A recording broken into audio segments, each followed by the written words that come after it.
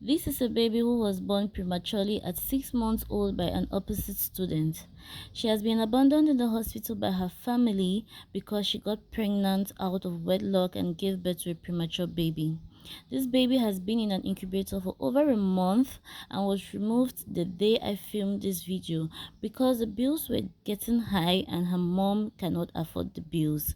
This baby is so tiny. This is a zoomed in version of the baby just so you guys can see, and the baby's weight does not increase because her mom has no money to buy milk to feed the baby with. The mom herself has no food to eat, hence her breast milk cannot flow for her to feed this baby.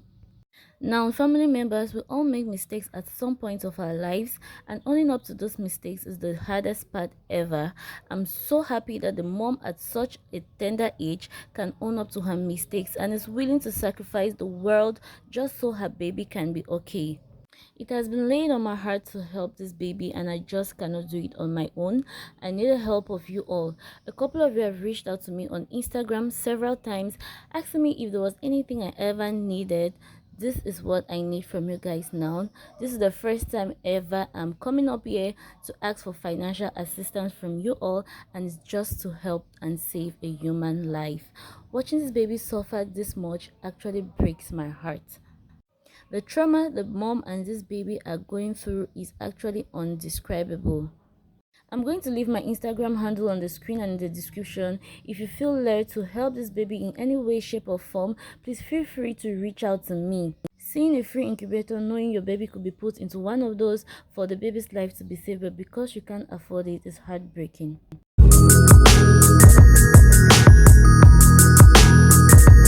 Good afternoon, everybody. This is my story. So when I was pregnant, I was 6 months pregnant.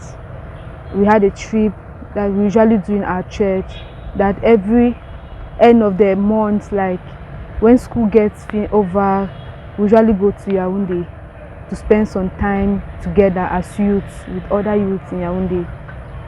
We did that during the month of August. We went to Yaoundé happily, and when coming back, I discovered that the bus that in which we were was shaking. The bus was due to the shaking. When I arrived back home in the night, I arrived back home around 2 a.m. That was already in the morning. I started experiencing, I don't know, water flow, drainage from my body, like drainage, like how a woman usually bleeds, like something like miscarriage.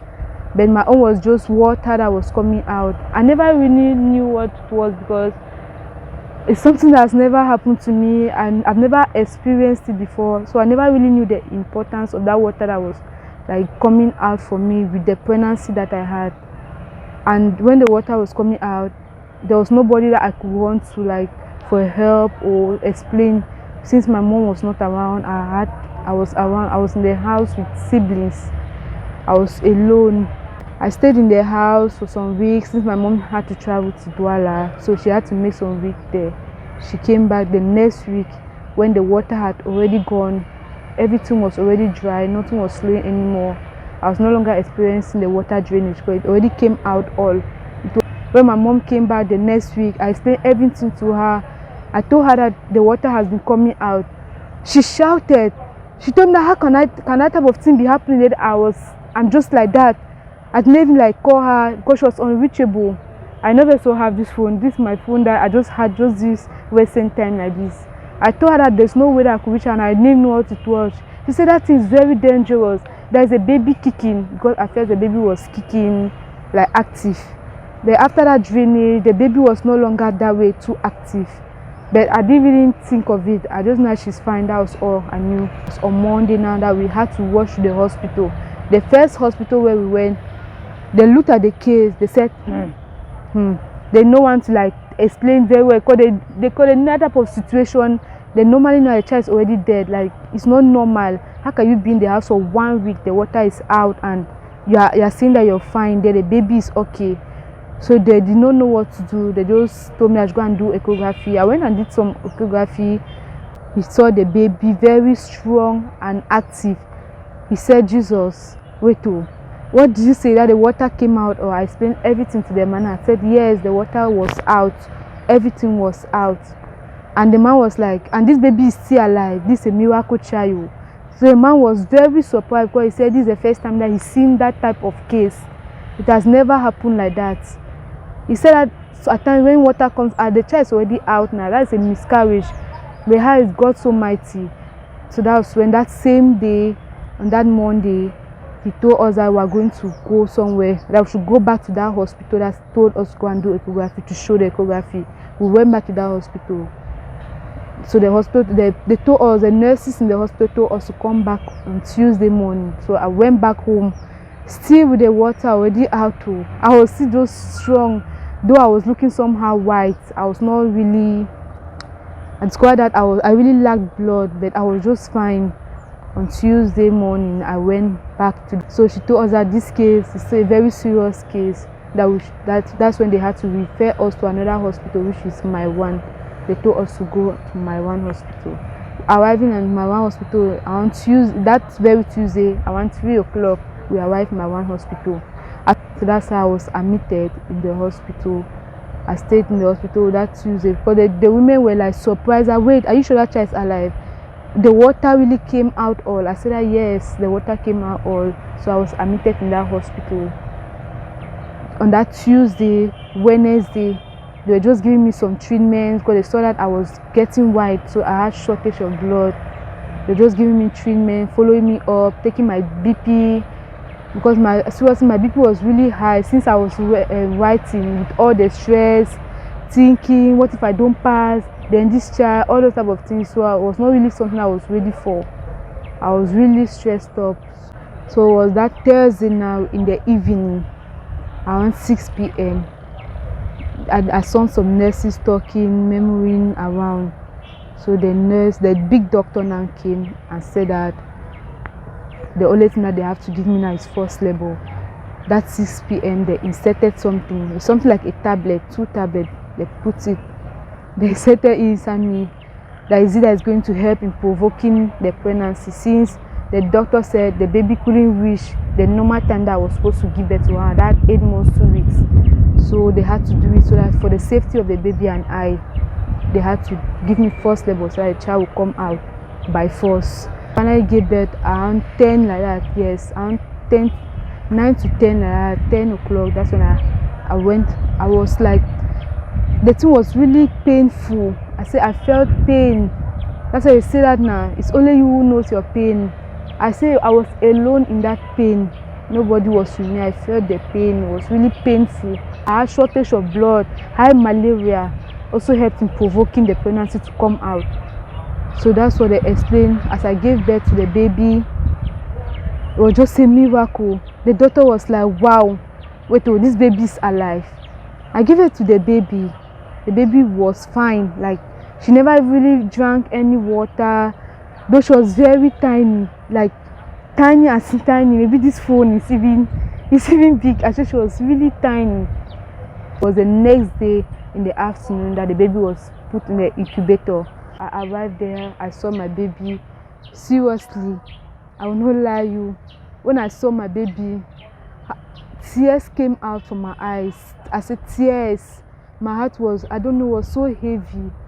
I said tears. I didn't even know what to do because she was too small, then soft. I was just afraid to touch her. That baby is very strong.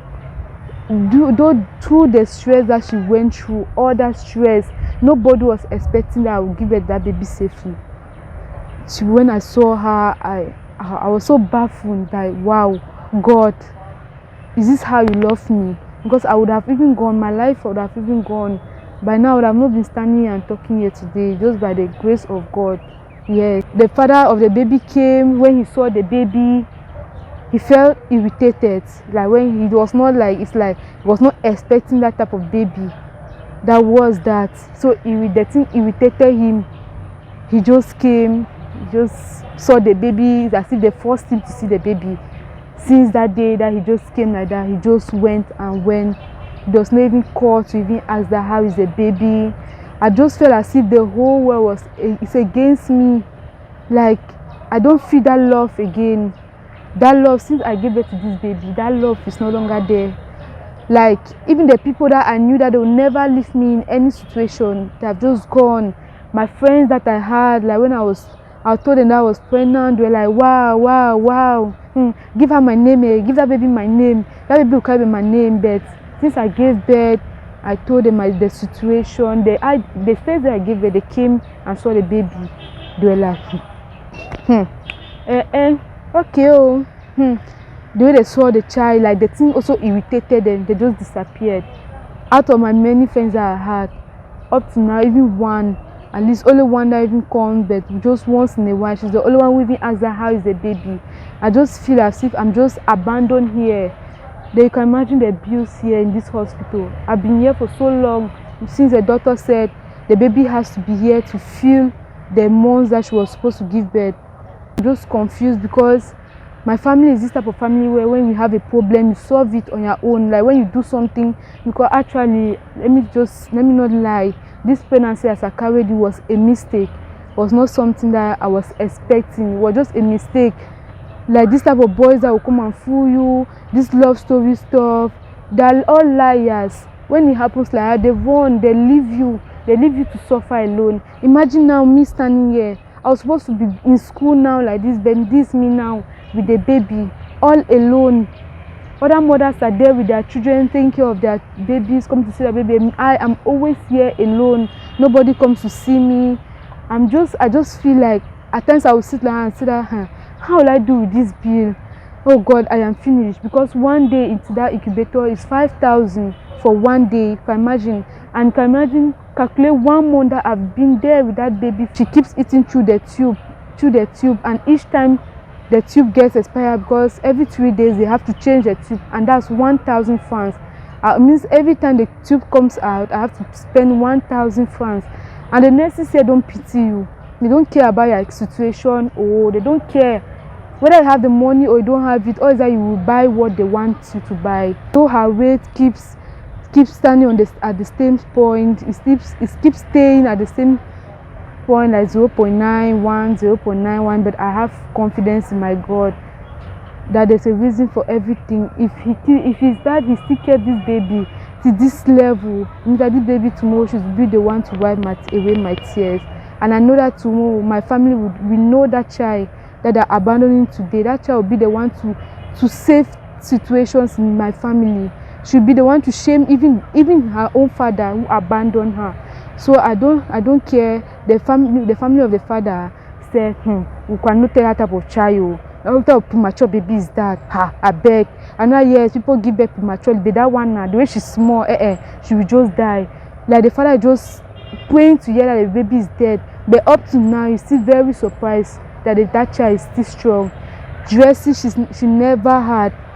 She does not have no dress, nothing as in nothing. She does not have anything. To the fact that we have been there in that incubator for too long, the doctor came to me and she found a cheaper version of the incubator. It's still same as when a mother carries the baby. The baby still feels like it's still in the stomach, but it's a different form, because the baby is going to feel your heartbeat and it helps the baby in growing. So when she told me that I should be carrying the baby so that baby will grow faster. So she gave me a kangaroo bag where you put your baby inside, like in front of your chest, so that she will feel your heartbeat. I've been doing that several times, but due to her weight, like she was not eat well, and because I don't also eat well here, nobody comes here and gives me food. At times I'm just on my own. I don't know what to do, but one day I just carried her. I sat with her. Her heart was no longer beating again. Like it's like I don't know. It's like she went. It's like she died. She went. She was already going. She was already going due to hunger also. I discovered that she was no longer active again. She was no longer shaking. Because whenever I put her in that bag, she would always shake. And when she sleeps, her heart would be beating. But that day when I carried her heart was no longer beating. Everything stopped. I touched her hand. Her hands were just slack. Then it changed color, changed to black. All her body was already changing to something else. It means she was already gone. So I just discovered it, and I quickly got up with fear from the chair, and I quickly ran to the nurse. Since they have a room where they usually go and rest, I ran there And when I saw them, I explained to them that, please, my baby, oh, my baby is dying. I didn't know what happened there. I just burst into tears. They ran. The other one said, go and bring oxygen. They bought the first oxygen that's those small children oxygen that they usually put, was not going. They said, go and bring the other one. The other nurse ran, because since there were two of them, she quickly ran and went and took the big man one that they usually put. And then I said she just burst into it. They just started pressing the baby, pumping it.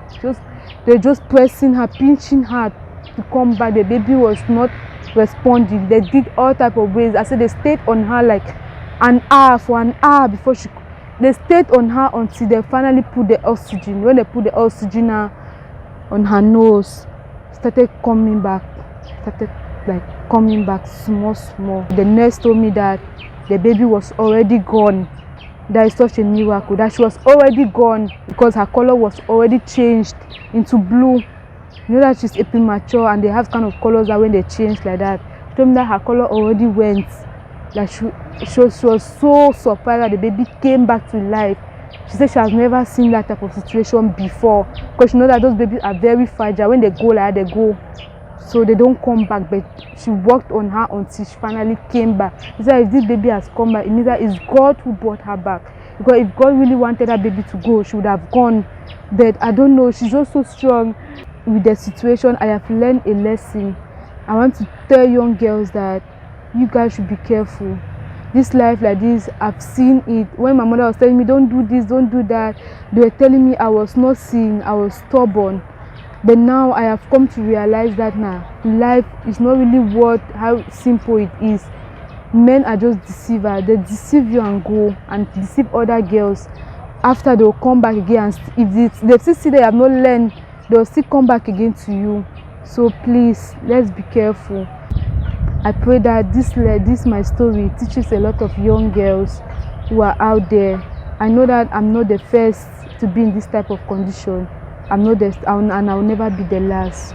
So I just thank God for everything. But seriously, I really need assistance, because now like this, I have a lot of bills here to pay. So please, anyone who seems interested, you know that when you want to do something, it's not by force. It's your heart that tells you. So I'm not like forcing anyone, but if you feel like interested, or if something has touched you in this my story, and for the sake of the innocent baby, please, I want that her life should be safe. I want her to be strong, and so that we'll leave this place. People keep coming and going and leaving me here. They always come, they say, you have never gone, you are still here. But I don't care. The most important thing now is my baby. Anyone who feel like helping me, please, but seriously, I really need help, because it's not easy here. Thank you very much for listening. Please, nothing is so small. Even if it's just to buy this baby milk so she doesn't die of hunger, I will be more than grateful. Thank you all.